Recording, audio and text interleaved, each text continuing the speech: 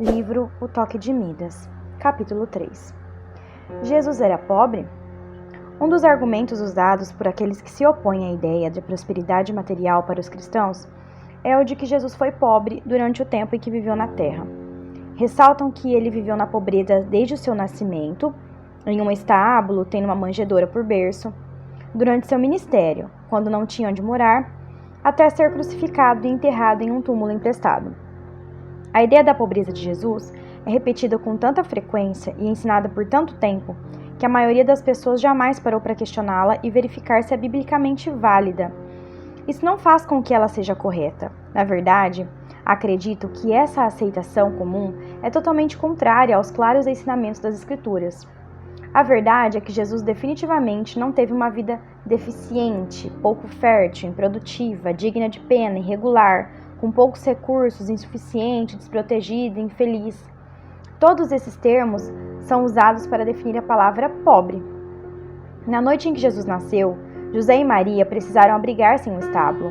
Envolveram Jesus em panos e deitaram-no sobre uma manjedoura. Mas, em trecho algum do Evangelho, está registrado que eles ficaram no estábulo pelo fato de não terem dinheiro suficiente para pagar por um quarto. Naquela ocasião em particular, por causa do censo decretado pelo imperador romano César Augusto, havia tantas pessoas na pequena cidade de Belém que não havia lugar na hospedaria. Então, quando José e Maria chegaram, todos os hotéis estavam com a placa "Não há vagas" pendurada na porta. Portanto, uma cidade lotada, sem um quarto disponível, certamente não é indicativo de pobreza. Vejamos a seguir as duas principais passagens usadas para defender a ideia de que Jesus era pobre. E disse-lhes Jesus: as raposas têm covis, e as aves do céu ninhos, mas o Filho do Homem não tem onde reclinar a cabeça. Lucas 9:58. Porque já sabeis a graça de nosso Senhor Jesus Cristo, que sendo rico, por amor de vós, se fez pobre, para que pela sua pobreza enriquecesseis. 2 Coríntios 8:9.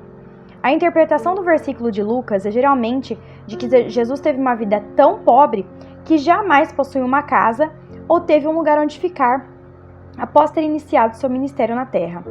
Vamos aprofundarmos mais no verdadeiro significado desse versículo mais adiante, ainda neste capítulo. Quando Jesus tornou-se pobre? A passagem na segunda epístola de Paulo aos Coríntios declara indubitavelmente que Jesus tornou-se pobre e vivenciou a pobreza. Quando?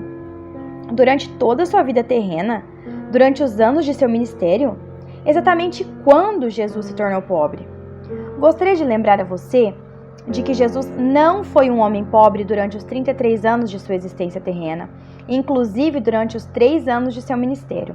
Ele fez-se pobre sobre a cruz quando se tornou nosso substituto e pagou o preço por nossos pecados. Em Isaías 53, o grande capítulo da Bíblia que aborda essa substituição, é narrado que Jesus carregou nossos pecados e tudo o que se relacionava a eles. Jesus tomou sobre si o que pertencia a nós para que pudéssemos receber o que pertencia a Ele. Verdadeiramente, Ele tomou sobre si as nossas enfermidades e as nossas dores levou sobre si. E nós o reputamos por aflito, ferido de Deus e oprimido. Mas Ele foi ferido pelas nossas transgressões e moído pelas nossas iniquidades. O castigo que nos traz a paz estava sobre Ele, e pelas suas pisaduras fomos sarados. Todos nós andamos desgarrados como ovelhas, cada um se desviava para seu caminho, mas o Senhor fez cair sobre ele a iniquidade de todos nós. Todavia, ao Senhor agradou moê-lo, fazendo-o enfermar. Quando a sua alma se puser por expiação do pecado, verá a sua posteridade, prolongará os dias e a vontade do Senhor prosperará nas suas mãos. Isaías 53, 4, 6, 10. A palavra traduzida por paz no versículo 5 é em hebraico a palavra shalom, que tem os seguintes significados: seguro, bem, feliz, bem-estar, saúde, prosperidade e repouso.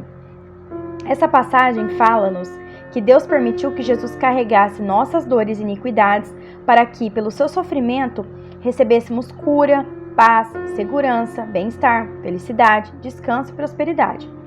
Há outros importantes versículos sobre essa substituição que devemos considerar. Aquele que não conheceu o pecado, Jesus, Deus o fez pecado por nós, para que nele fôssemos feitos a justiça de Deus. 2 Coríntios 5:21.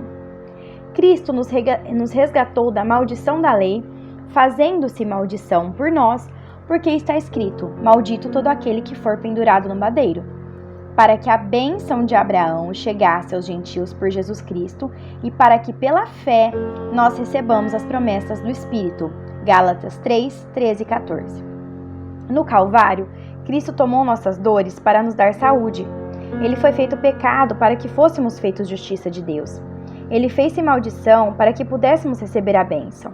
Voltemos a 2 Coríntios 8:9. Porque já sabeis a graça de nosso Senhor Jesus Cristo, que sendo rico, pelo amor de vós, se fez pobre, para que pela pobreza enriquecesseis. Veja que, por seu sacrifício na cruz, Jesus tomou nossa pobreza para nos prover das riquezas de sua graça. Ele tornou-se pobre para que pudéssemos ser ricos, o que significa provisão abundante. Quando Jesus tomou o pecado, as dores, a maldição e a pobreza, foi na cruz. Ele fez isso para que pudéssemos receber as bênçãos como saúde, justiça e prosperidade. Ele tomou o castigo que cabia a nós, de maneira que pudéssemos receber as bênçãos que pertenciam a Ele. A razão de eu estar tão certo de que é isso que as Escrituras falam é que os evangelhos, quando propriamente examinados e corretamente divididos, não retratam Jesus como um indivíduo abatido pela pobreza. Ao contrário, Jesus é visto como um homem cujas necessidades eram supridas e que estava sempre envolvido em satisfazer as necessidades alheias, presentes do tesouro. Comecemos bem no início da vida de Jesus. Quando ainda muito pequeno, ele recebeu alguns presentes caros e valiosos, que lhe foram dados pelos sábios ou magos que viajaram da Pérsia para encontrar e adorar o recém-nascido rei dos judeus, cuja estrela eles haviam visto no Oriente. O registro no Evangelho deixa claro que os presentes que entregaram a Jesus não eram quinquilharias. E entrando na casa, acharam um menino com Maria, sua mãe, e prostrando-se o adoraram, e abrindo seus tesouros lhe ofertaram dádivas, ouro, incenso e mirra. Mateus 2:11. Outras traduções do mesmo versículo confirmam que os sábios entregaram presentes valiosos. Uma versão traz sacos de tesouro, outra declara bolsas de tesouro. A versão da linguagem moderna traz cofres. O Novo Testamento do século XX diz tesouros, enquanto a versão Knox apresenta tesouros guardados. O rei Herodes, representante local dos judeus, nomeados com a permissão das autoridades romanas, ficou muito enciumado e desconfiou que o pequeno rei um dia pudesse destroná-lo. Por isso, ordenou o assassinato de todos os meninos nascidos na região de Belém que tivessem 2 anos de idade ou menos. Tendo sido avisado por um anjo, em sonho, José pegou Maria e o pequeno Jesus e partiram no meio da noite, iniciando uma longa jornada para o Egito. Então, é possível, até mesmo provável, que a prosperidade dos presentes oferecidos pelos sábios tenham ajudado a família de Jesus na viagem para o Egito e talvez os tenham sustentado durante todos os meses que permaneceram lá. Jesus tinha colaboradores em seu ministério.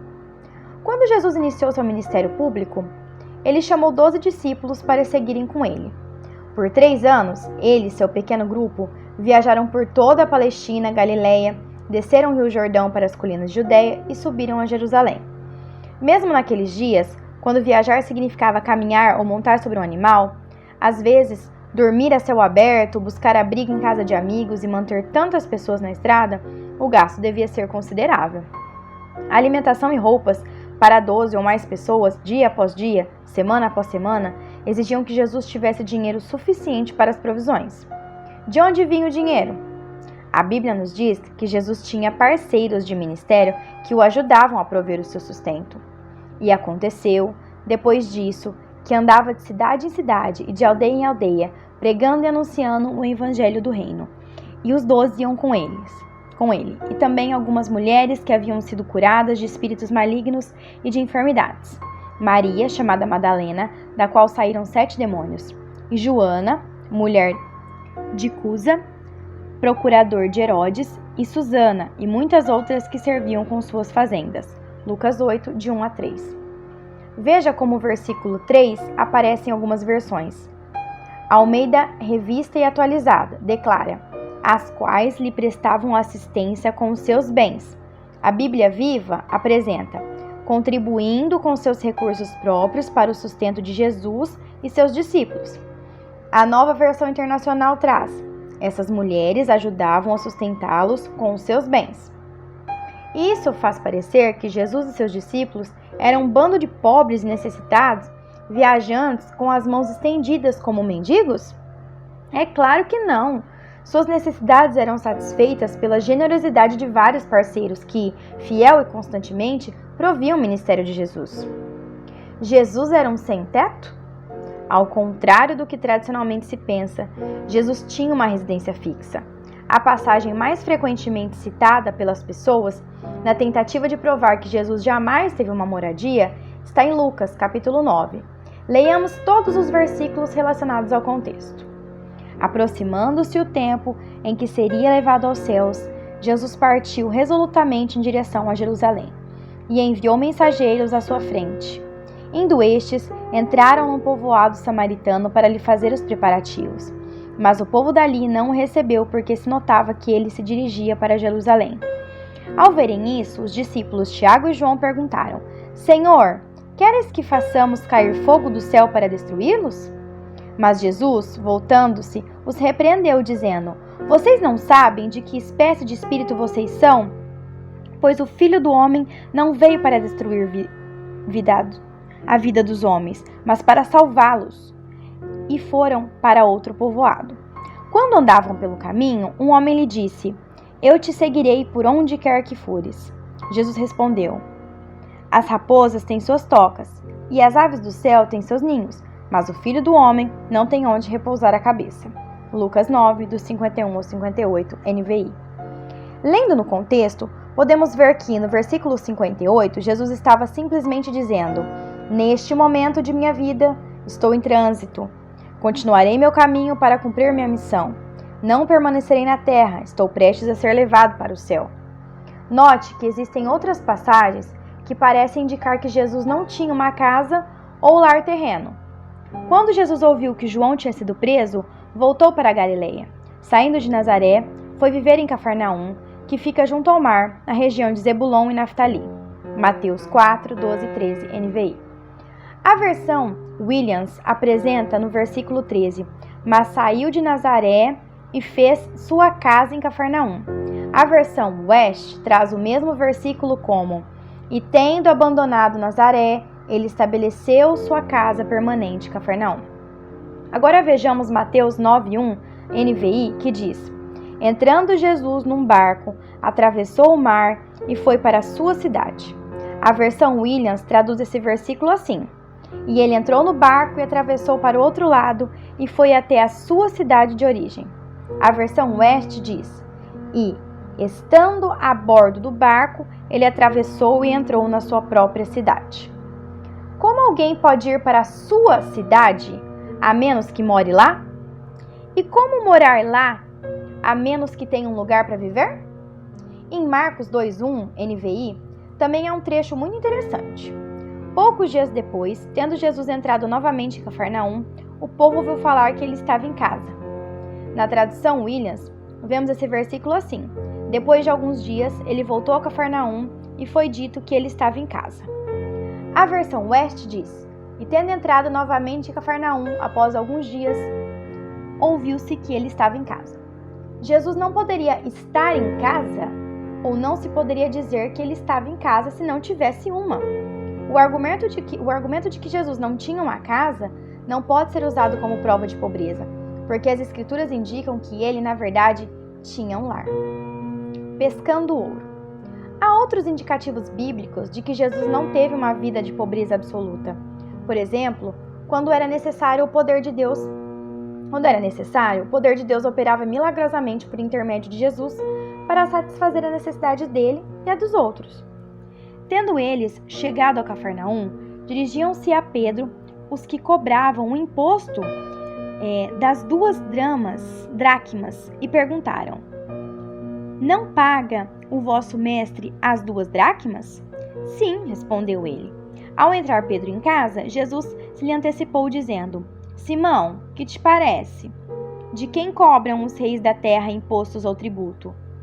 Dos seus filhos ou dos estranhos? Respondendo Pedro: Dos estranhos. Jesus lhe disse: Logo, estão isentos os filhos. Mas, para que não os escandalizemos, vai ao mar, lança um anzol, e o primeiro peixe que fisgar, tira-o, e abrindo-lhe a boca, acharás um estáter. Toma-o e entrega-lhes por mim e por ti. Mateus 14, 24 a 27. 2 outras passagens em Mateus também ilustram o milagre de Deus operando em favor das necessidades materiais do povo. Em Mateus 14, 15 a 21, é narrada a história de como 5.000 homens foram alimentados com 5 pães e 2 peixes. Em Mateus 15, do 32 ao 39, é contado que 4.000 homens foram alimentados com 7 pães e alguns peixes. Durante seu ministério terreno, Jesus demonstrou sucessivamente que os recursos necessários para tudo aquilo de que precisassem estavam disponíveis para ele, ajudando os pobres. Outra razão para crer que Jesus era próspero é que a Bíblia indica que o ministério dele ajudava financeiramente os pobres de forma regular. O registro que o apóstolo João faz da última ceia é uma das passagens mais poderosas e tocantes do Novo Testamento, que nos apresenta eventos significantes e importantes. No capítulo 13 de João, vemos Jesus lavando os pés dos apóstolos, profetizando a traição que sofreria, deixando o novo mandamento de amarmos uns aos outros e alertando Pedro quanto à sua negação ao Senhor. Entretanto, algumas vezes, as pessoas não prestam a devida atenção em 3 importantes versículos com respeito a Judas, que enfatizam o fato de que o ministério de Jesus tinha recursos suficientes para dar assistência financeira aos pobres, aparentemente de forma regular. Quando Satanás apoderou-se de Judas e pôs em seu coração que traísse Jesus, ele levantou e abandonou a ceia. Em João 13 é relembrada a história. E, após um bocado, entrou nele Satanás. Disse, pois, Jesus: O que fazes? Faz-o depressa. E nenhum dos que estavam assentados à mesa compreendeu a que propósito lhe dissera isso, porque, como Judas tinha a bolsa, pensaram alguns que Jesus lhe tinha dito: compra o que é necessário para a festa, ou que desse alguma coisa aos pobres. João 13, 27 e 29. Porque os outros discípulos teriam pensado que Judas iria comprar algo ou dar dinheiro aos pobres, a menos que algo semelhante tivesse sido feito antes, ou talvez tal atitude fosse habitual? Obviamente, nenhuma dessas possíveis atitudes pareceram incomuns ou estranhas para os 11, indicando provavelmente que já haviam presenciado tais coisas com certa frequência no passado. Comprar provisões para uma festa e doar aos pobres era aparentemente eventos comuns para os discípulos, e pessoa alguma pode cumpri-los sem dinheiro. Judas, o tesoureiro. Sabemos que Jesus tinha, pelo menos, algum dinheiro, pois ele tinha um tesoureiro que regularmente desviava o dinheiro dos fundos sob sua guarda. Em João 12,6, na NVI, lemos: Ele, Judas, não falou isso por se interessar pelos pobres, mas porque era ladrão. A versão Williams traz: Como carregava a bolsa para os 12, ele costumava tirar o que nela era colocado. Creio que seja razoável concluir que pobres, indigentes e necessitados não teriam um tesoureiro nem designariam uma pessoa para cuidar do seu dinheiro. Jesus e os discípulos tinham dinheiro suficiente para deixar alguém encarregado de cuidar dele. Os registros do Evangelho também sugerem que havia fundos suficientes no tesouro para que Judas pudesse roubar de tempos em tempos, sem que isso fosse notado de imediato. Um tesoureiro não poderia constantemente desviar dinheiro da bolsa, a menos que houvesse uma entrada regular de fundos. Se havia dinheiro suficiente na bolsa para Judas retirar regularmente e ainda sobrar suficiente para sustentar o grupo, Jesus não deve ter sido pobre. Jesus diferenciava-se dos pobres.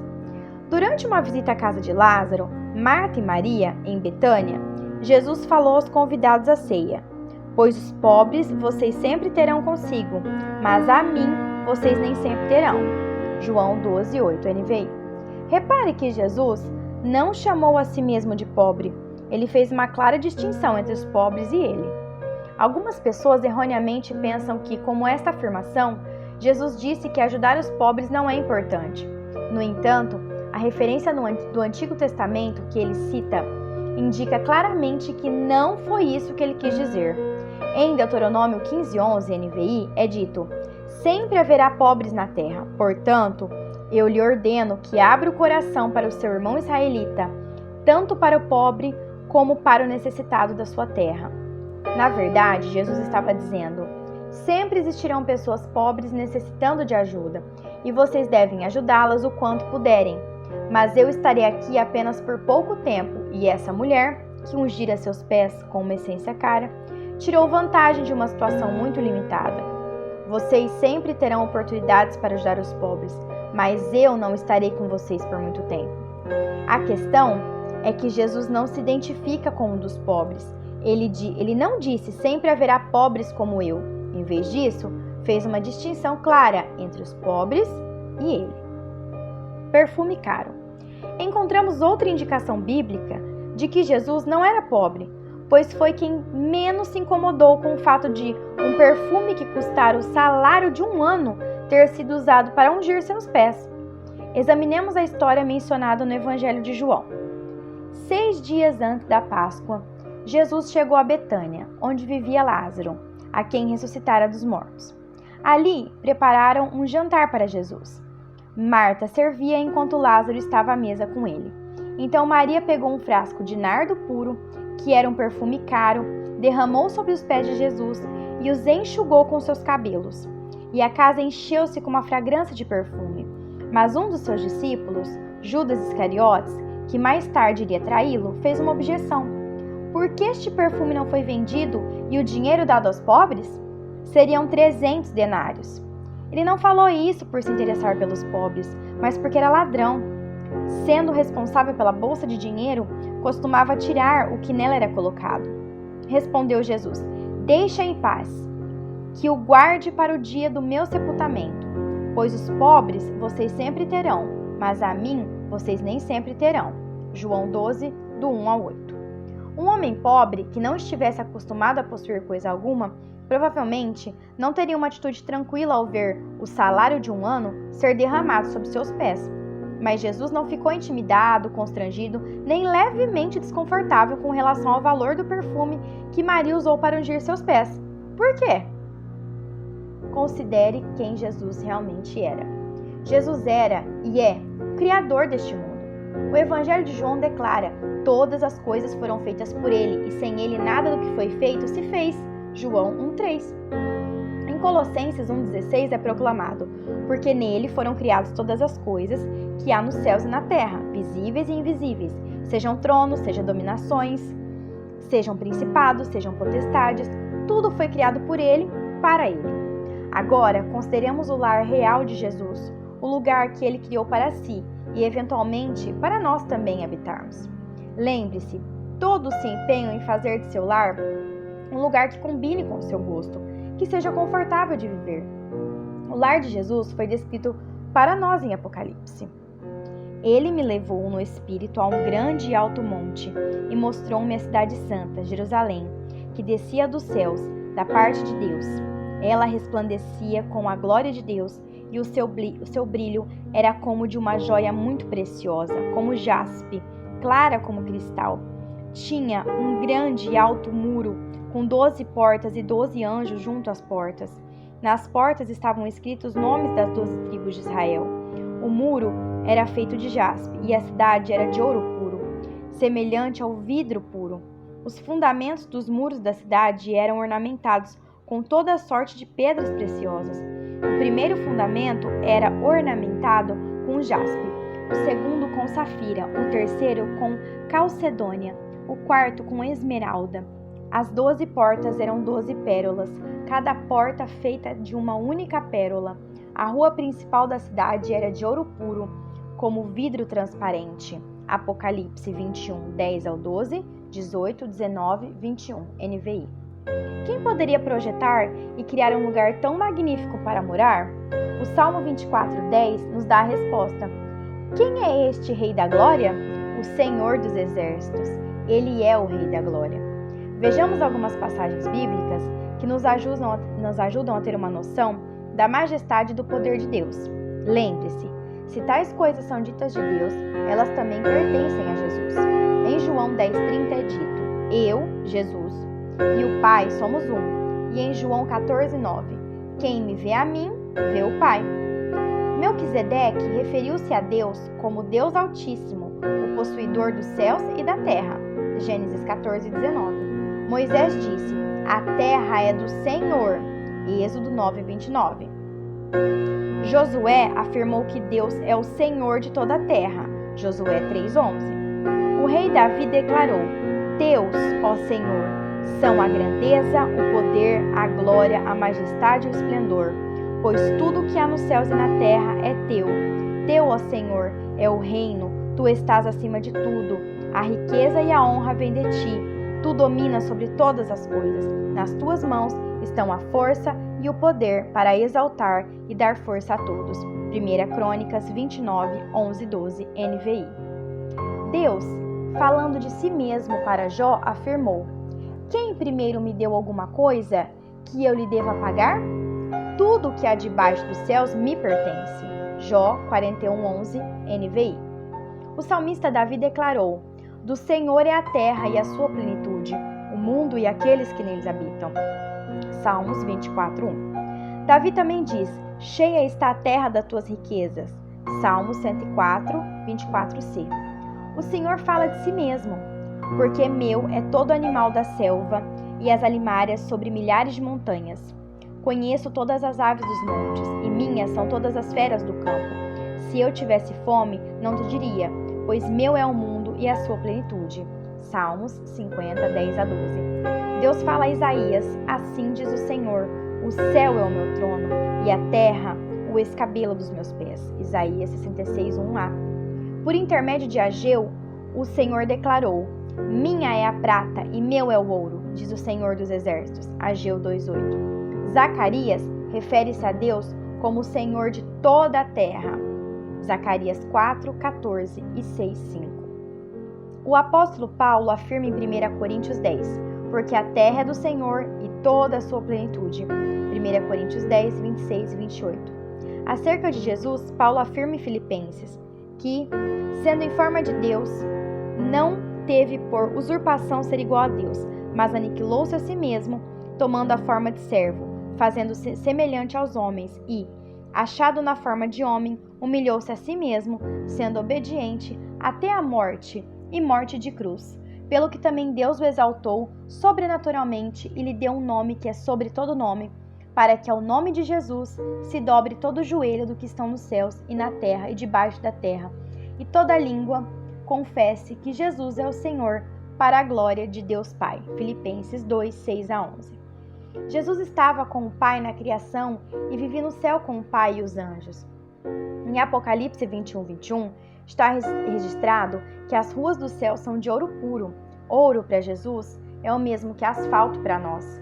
Ele deu origem a este mundo, ao ouro, à prata, aos diamantes, aos rubis, às safiras e a toda sorte de riquezas naturais.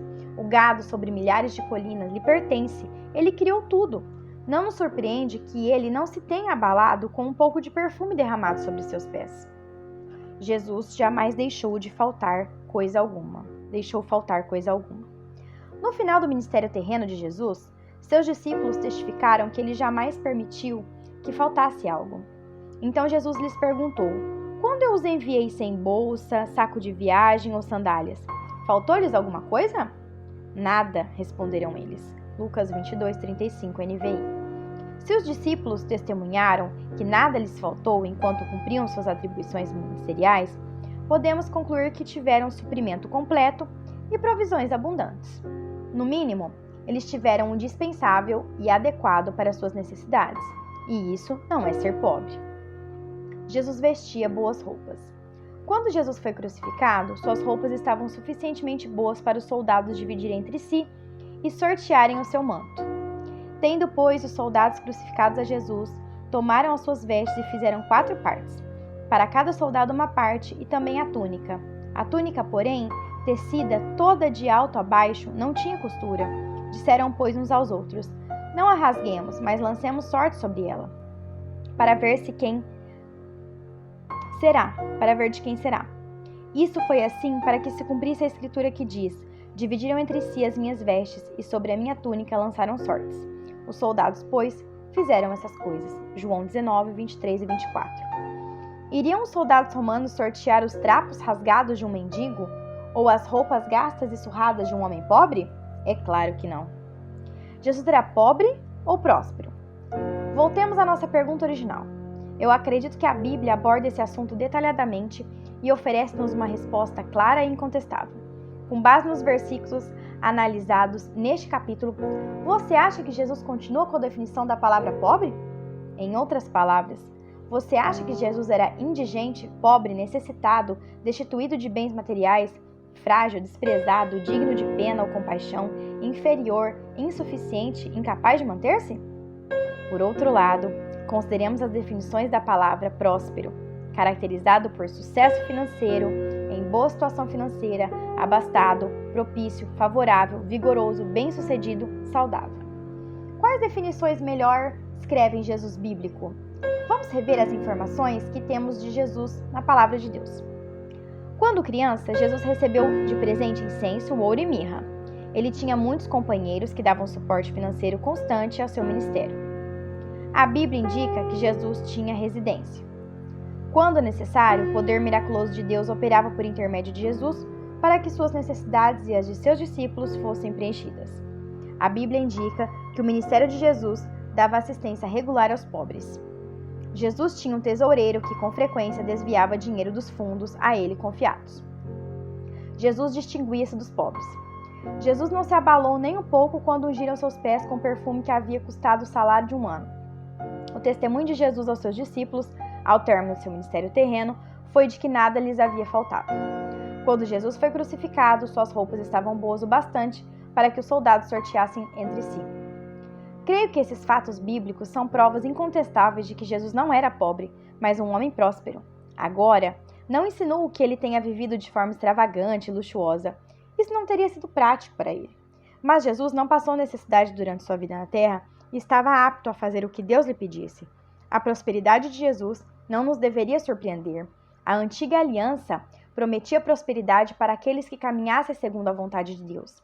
Veja em Deuteronômio 29:9, Josué 1:7, 1 Reis 2:3, 1 Crônicas 22:13, 1 Crônicas 20:20 e 26:5, Jó 36:11, Neemias 1:11 e Salmos 1, de 1 ao 3.